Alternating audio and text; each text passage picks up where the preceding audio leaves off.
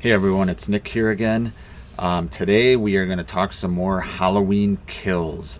Specifically, I'm going to talk about why Laurie Strode needs to die in this movie.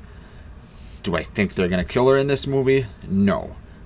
If they are going to do that, I think it'll be in Halloween Ends.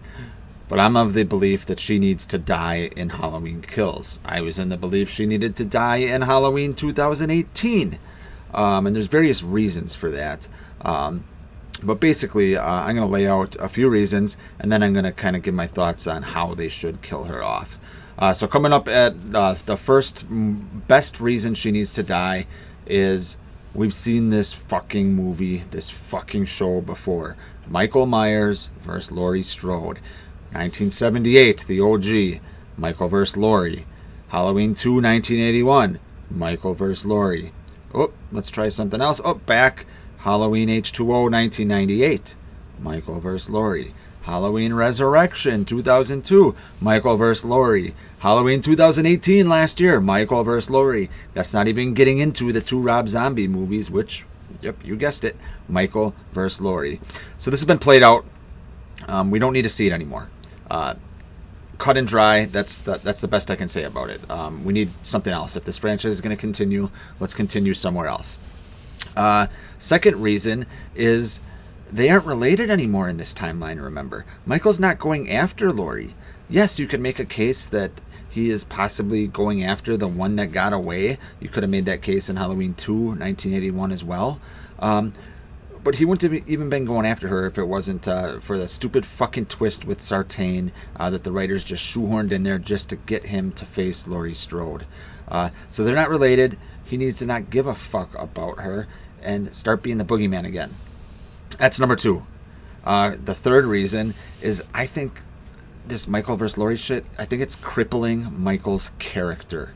He is, remember, the original intent of the character. John Carpenter's original intent was he was, the boogeyman. He was there and gone. There was no motive, no reason in that first Halloween movie from 1978. Nothing.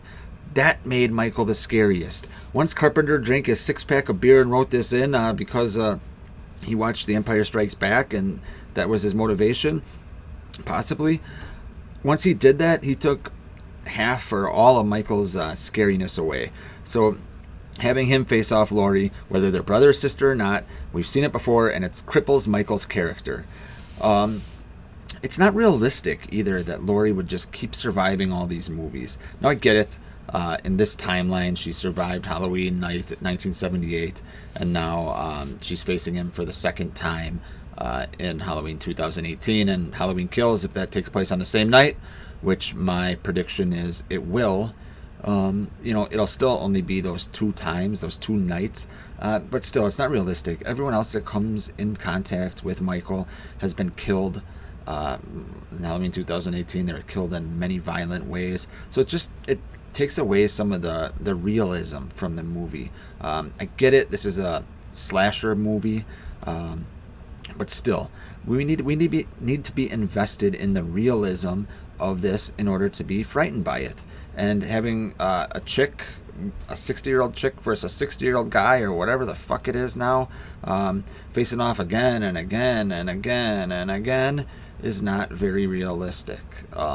So for those reasons, Laurie needs to die. I could probably go on and on about this. I was a firm believer before 2018 that they needed to kill her off and then have the franchise go somewhere else. They didn't do it for whatever reason. Just maybe they wanted to see if it was successful, so then they could still have Jamie in these sequels for name recognition or whatnot. But you don't need that anymore. Halloween 2018 proved that the slasher genre, I don't want to say it's back because it'll never be back like it was in the 80s, but it still has legs. There's people like me, there's people like you who love this shit, and we're going to watch it whether Jamie Lee Curtis is in it or not. So, how do you kill her off?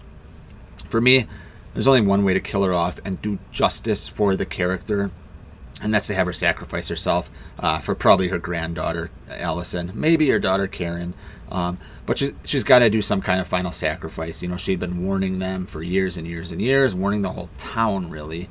She'd been warning them all. The boogeyman's coming. The boogeyman's coming. Well, he came. Nobody listened to her. Nobody believed her. So her ultimate sacrifice needs to be her life, and that's going to do justice to her character. I don't think, and I don't know really even know if I'd want to see something to subvert our expectations where she gets killed, you know, in midway through the movie, or you know, in the opening credits like Drew Barrymore. That might be kind of cool, raise the stakes, but they won't have the balls to do that shit, so there's no point in even talking about it. So that's why I think Laurie needs to die, and that's how I think she needs to die. Let me know if you agree with me. Subscribe. We're going to do a lot of these videos coming up in 2020, now that Halloween Kills will be coming out. So let me know what you think. Thanks.